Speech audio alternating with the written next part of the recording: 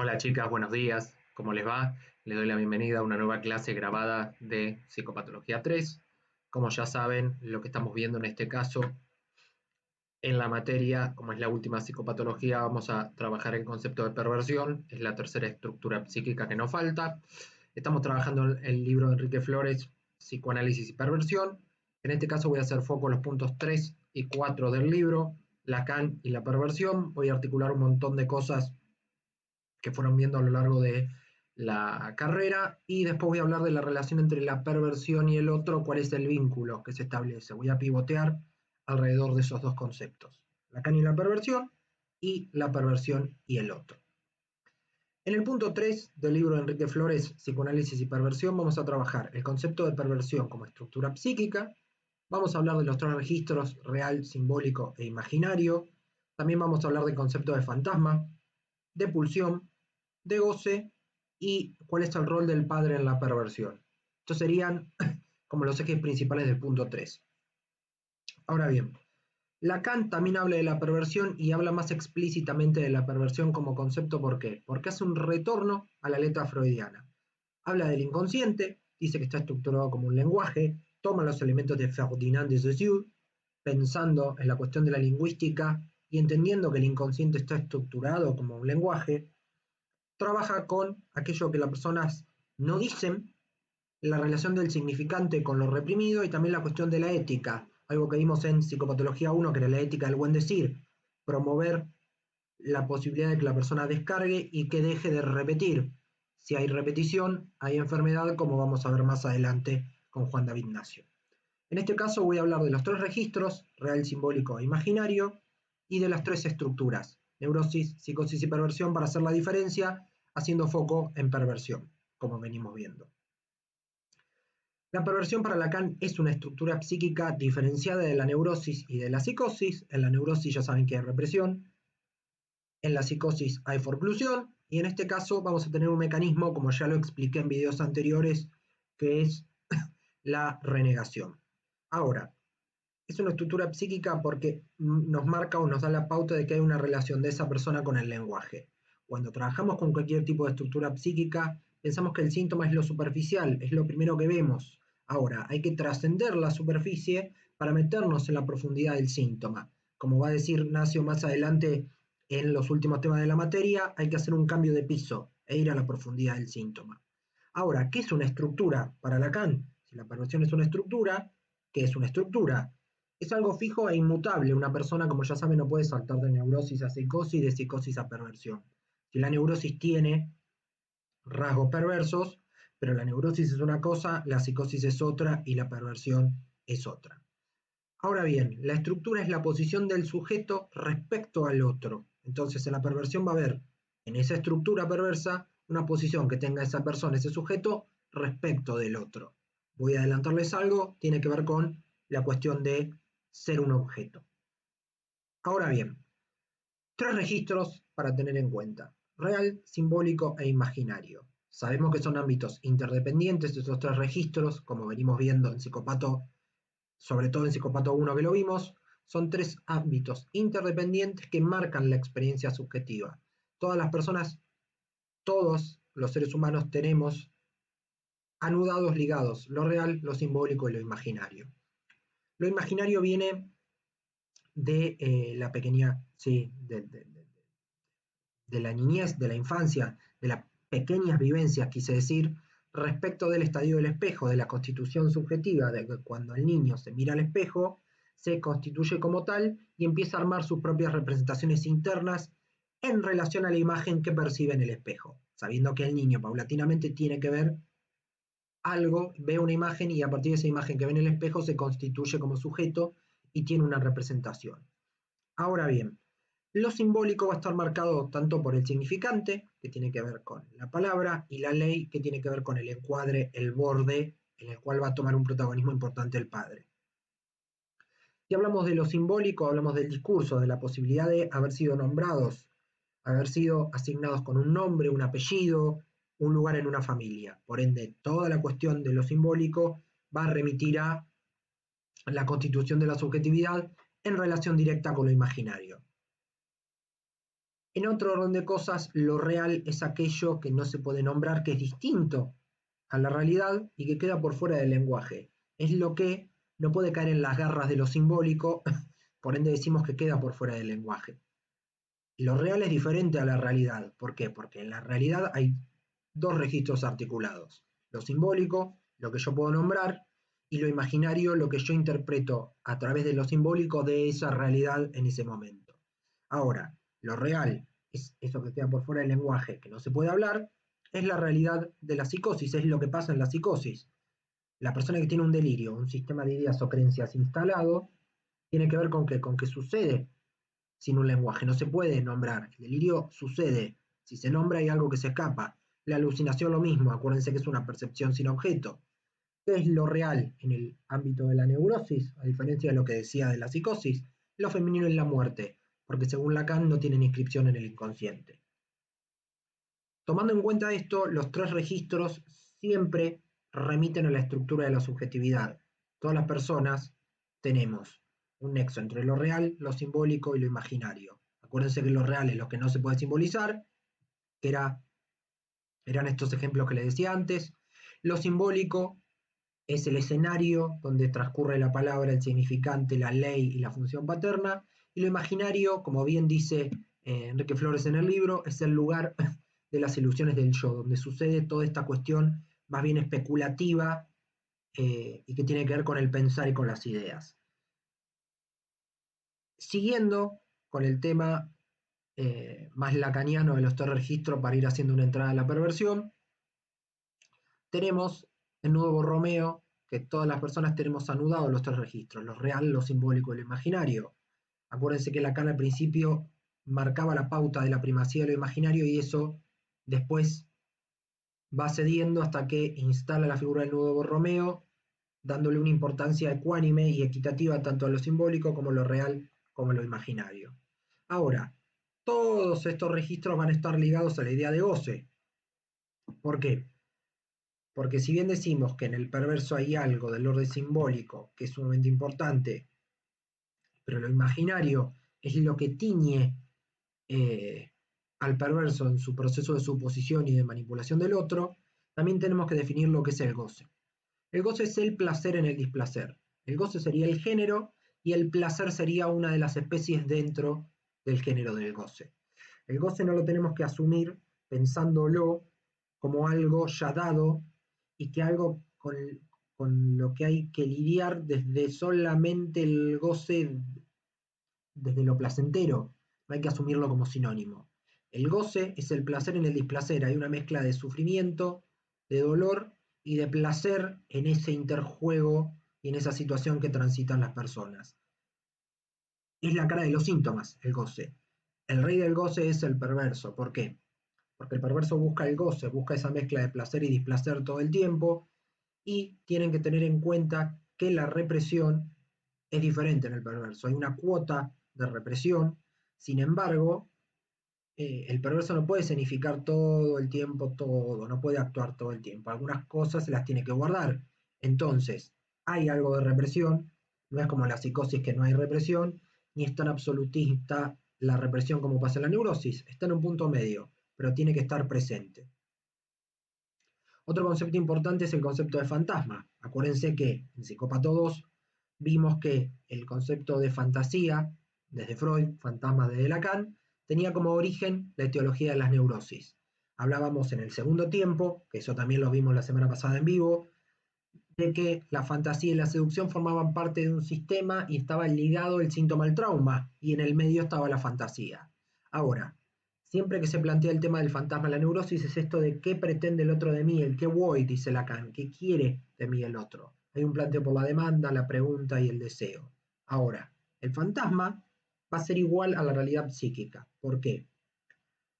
Porque pasa algo en la realidad, la persona lo interpreta, sobre la base de esa interpretación va a haber una escena que se va a reprimir y va a ser la contracara, lo subyacente al síntoma, va a ser la causa. Todo acto perverso tiene detrás un fantasma que lo sostiene. Ahora, esa causa que condiciona a la persona perversa y que hace que repite, que sostenga ese síntoma, sea cual sea fetichismo, sea sadismo, sea masoquismo, sea cual sea, hace que ese goce, esa mezcla de placer y displacer que sea en el perverso, dependa de un otro como partener. Va a haber otra persona, como lo expliqué ya en la unidad 1, en los videos grabados, eh, que hay un otro como partener, se necesita otra persona como condición de goce. El perverso puede tener toda la mejor intención del mundo, o la persona perversa. Puede tener voluntad, pero siempre la voluntad va a fracasar, en el fondo, porque el perverso, por más que se esmere en algo va a trastabillar, en algo se va a equivocar, la realidad le va a poner un límite a su ejercicio común. Va a haber algo del deseo que siempre escapa, y a su vez el perverso va a querer transgredir la ley, desafiar la ley todo el tiempo. Va a estar entre el ser y el tener. Vamos a hablar después del tema de la madre, pero digo, el perverso no asume la falta, no reconoce la ley eh, y automáticamente desafía y transgrede todo el tiempo al otro, lo desafía. ¿De dónde viene la génesis de esto?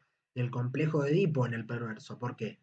Porque la madre termina siendo la protagonista del proceso, termina siendo absoluta, completa. El padre interviene pero de forma fallida. La madre es la protagonista, está en el centro, es absolutista, y el padre no puede separar a la madre del niño, sino que es cómplice de esa escena, de eso me voy a encargar después.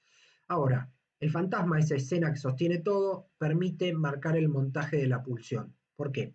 Porque hay una escena fantasmática que el perverso quiere cumplir, la puede actuar en la realidad y el neurótico la va a fantasear.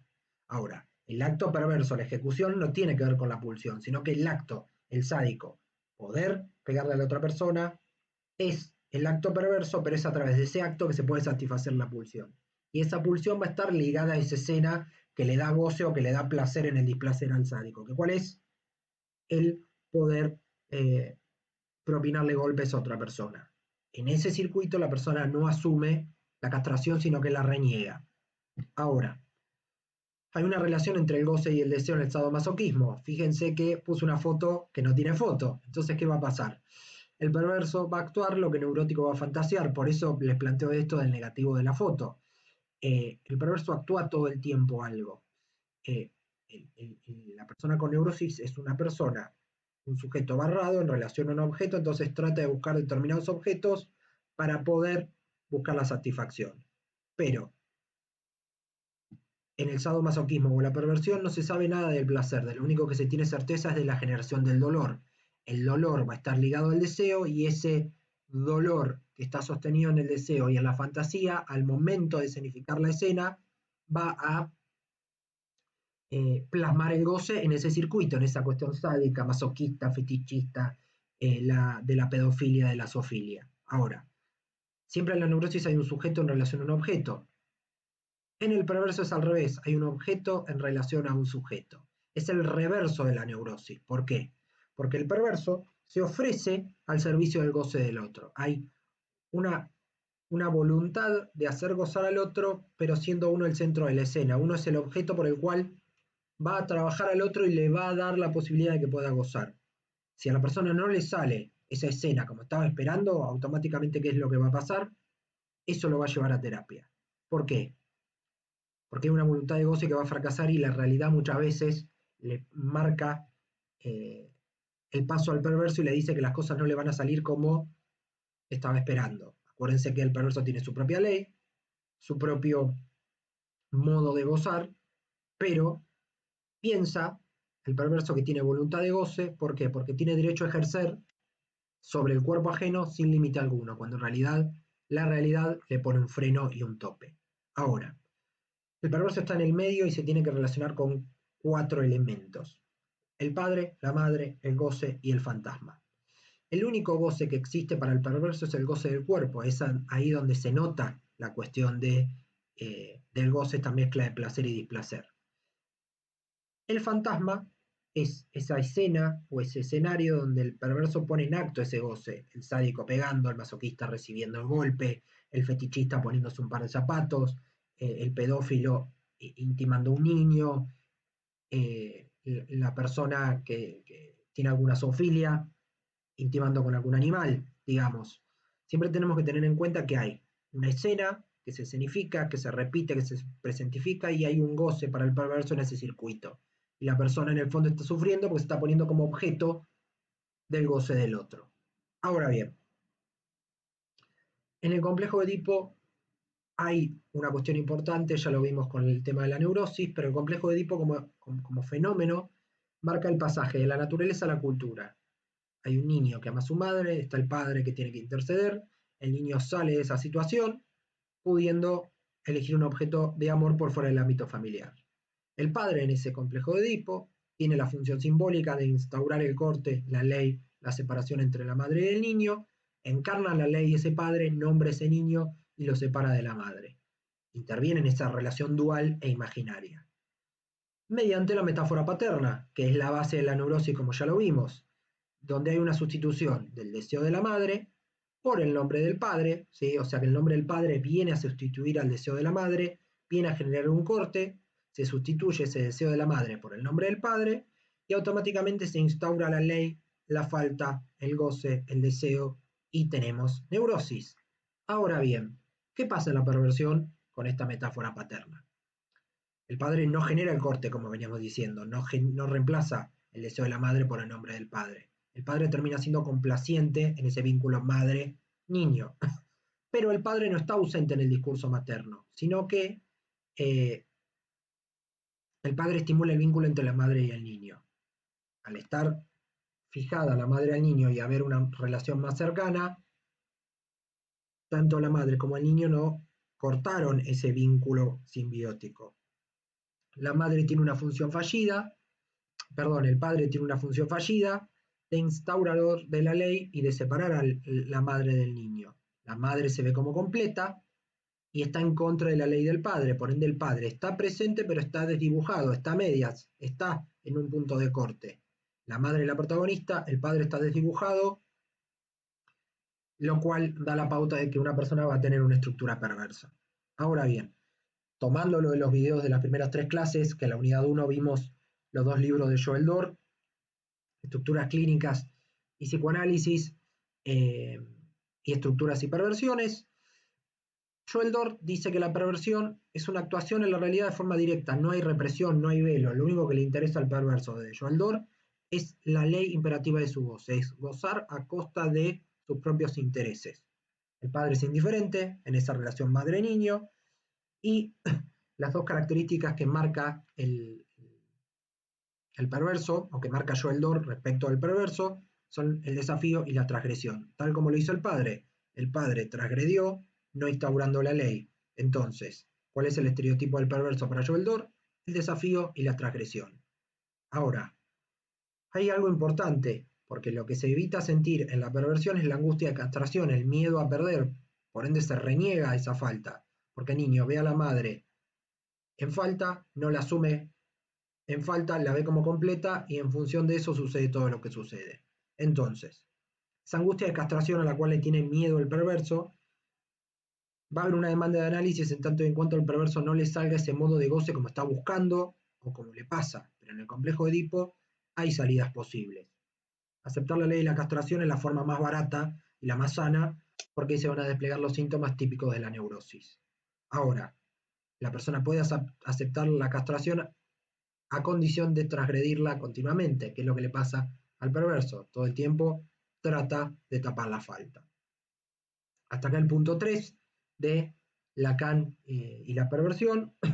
Acuérdense que la predominancia de lo simbólico es lo que nos da la pauta de que el niño puede entrar en el complejo de Edipo, pero depende de la madre y depende del padre, poder constituir imaginariamente ese niño para que pueda devenir o neurótico o perverso, porque como ya sabemos, metáfora paterna no hay en la psicosis por este tema de la forclusión. Y para terminar, voy a hablar del punto 4, que es la perversión y el otro. Es muy extenso el punto 4, pero voy a hacer foco en estos 4 temas.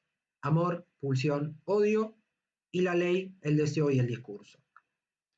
Cuando hablamos de la perversión y el otro, decimos que el perverso es objeto a condición de goce del otro. Trata de hacerlo disfrutar, hacerle sentir placer. Sin embargo, no se tiene certeza del placer si se tiene certeza del dolor. Enrique Flores plantea que el estudio de la perversión fue importante en la época de Freud porque permitió descubrir y redefinir la sexualidad humana desde la infancia. También entender que la neurosis tiene como base el placer y la sexualidad humana es perversa porque no siempre tiene como base la procreación, el coito. Y también sirvió para hacer entender y que Lacan pueda plantear que es una estructura psíquica la perversión. Ahora, ¿el perverso ama? Y yo diría que en realidad busca satisfacer necesidades, busca imponer la ley de su propio goce, porque si ama, no ama como ama el neurótico. ¿Por qué? Porque el neurótico eh, expone el amor desde su propia falta, y el perverso justamente lo que no quiere hacer es exponer esa falta. Entonces, el amor en el sentido neurótico, no hay amor en la perversión. Ahora, la incompletud frente a frente puse ahí porque la persona que tiene neurosis ama desde la falta y desde buscar en el otro algo que a la persona le falta. Es algo singular, como ama, como goza, como mantiene relaciones. De persona incompleta a persona incompleta. Hay una fantasía que la persona quiere cumplir. El amor vendría a dar esa noción de completud, cuando en el fondo hay incompletud. Ahora, el amor en la perversión no es igual que el amor en la neurosis, por esto que les decía de la castración, que es el mayor temor del perverso. El amor es diferente en la neurosis, ¿por qué? Porque como les venía diciendo hasta recién, hay completud, ¿sí? Que se quiere buscar, y en el fondo la persona está incompleta, hay una castración y hay una falta que la persona tiene que ir sobrellevando, y hay una demanda de amor, como diría Lacan, toda demanda es demanda de amor. En la perversión hay una oferta de amor diferente a la de la neurosis. En la neurosis se ofrece la falta, como les dije, el perverso no puede, porque justamente se está escapando de sentirse incompleto. Eh, pero en el fondo, por más que intente, no hay escapatoria para la castración y la falta. Todo el tiempo el perverso se esmera en ofrecerle al otro, y acá es parecido al obsesivo, como veníamos hablando ya hace un tiempo, le ofrece al otro lo que tiene pensando que es eso para ese otro, ¿sí? Cuando en el fondo la persona que ofrece algo siempre va a ser absolutamente incompleta, tal como pasa en You. En You pasa exactamente eso. Se ofrece Joe a sus parejas en relación a la completud, y la mira a la protagonista que tiene neurosis en la primera temporada y le dice: nada te alcanza, haga lo que haga, siempre iba a estar insatisfecha. Entonces la lógica del proceso perverso en cuanto al amor es diferente, porque la persona se ofrece como objeto a ese otro, y si es una persona con neurosis tampoco la va a mantener satisfecha del todo. Por ende no hay completud. Para cerrar e ir terminando, podemos definir que el perverso está entre el amor y el odio desde el mismo complejo de Edipo y desde el mismo inicio. Dijimos que en la neurosis hay un recorrido del complejo de Edipo por la angustia de castración, en la psicosis sabemos que hay forclusión, por ende nada de eso sucede, y el perverso en el complejo de Edipo está entre el amor y el odio. ¿Por qué? Porque al perverso el amor lo hace sufrir, teniendo como base el odio. ¿Por qué? Porque hay un amor a la madre, porque el perverso está fijado a la madre, la ve como completa, y hay un odio y un amor al padre por esta ambivalencia en cuanto al desafío a la transgresión y a la ley.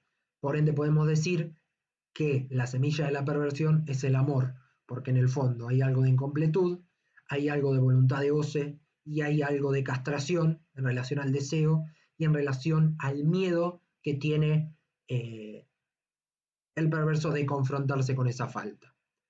Hasta acá la clase de hoy, traté de ser lo más sintético posible, van a ver que los dos capítulos son más extensos, pero focalicé en las cuestiones importantes que veníamos hablando en relación a las clases anteriores.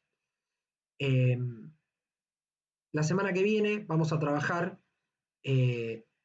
los puntos que siguen, que son el punto 4 y 5, ligados a la clínica de la perversión y a las reflexiones finales sobre el proceso de cursada de esta materia en cuanto a este libro. Vamos a ver en el punto que sigue la clínica de la perversión, vamos a ver caso David, caso Esteban, vamos a ver síntomas, casos y diagnósticos, y vamos a trabajar las reflexiones para hacer una síntesis de la perversión y los puntos claves de la estructura. Así que básicamente la semana que viene vamos a trabajar clínica de la perversión y vamos a trabajar las reflexiones finales para cerrar el capítulo y meternos con Otto Kemper, la otra clase, y el rol de la T en las perversiones. Hasta acá la clase de hoy. Ya saben, la semana que viene también va a ser grabada tal como hablamos.